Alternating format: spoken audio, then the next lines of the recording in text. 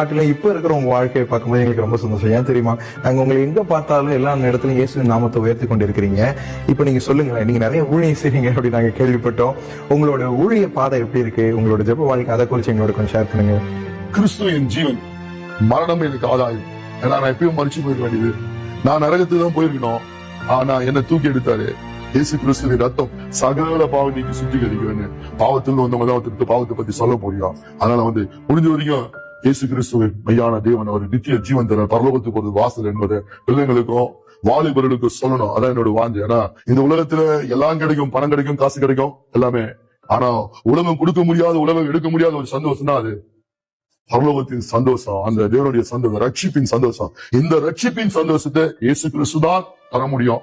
அவர்தான் தேவன், அந்த சராசரங்களை படைத்த ஒரே ஒரு இறைவன். அந்த இறைவனை பத்தி சொல்லணும். அவர்தான் ஜீவனுடைய தேவன். அதுதான் என்னோட வாஞ்சை. பெரிய கல்விமானானா கிடையாது, பெரிய புத்திமானானா கிடையாது, புதிய பலசாலினா அதுவும் கிடையாது. எளியவனை புனிதலும் தூக்கி அவனை ராஜாக்களோட பிரபுக்களோட மாற வைக்கிற தேவன். என் வாழ்க்கையில அதுதான் நடந்துச்சு. இன்னைக்கு எவ்வளவு பெரிய திருப்பி ஆளுங்க ஸ்டூடெண்டா இருக்காங்க, நிறைய பெரிய பெரிய ஆளுகளை ட்ரெயின் பண்ணிருக்கிறேன். ஆனாலும் ஒரே ஒருதான், என்னதான் இந்த உலகத்தை பேரை சம்பாதிச்சாலும், ஒருவன் உலகம் முழுவதும் தனக்கு ஆதாயப்படுத்திக் கொண்டாலும் ஜீவனை நஷ்டப்படுத்தானுங்க. என்ன இந்த ஜீவன் இந்த உலகத்துல 60 வயசு, 70 வயசு, 80 வயசு, இல்ல 100 வயசுல வாழட்டுமே. அதுக்கப்புறம் எங்க போவாங்க?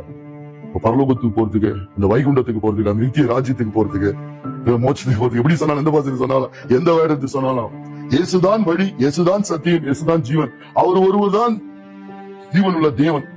அந்த ஜீவன் உள்ள தேவன் தான் பரலோகத்துக்கு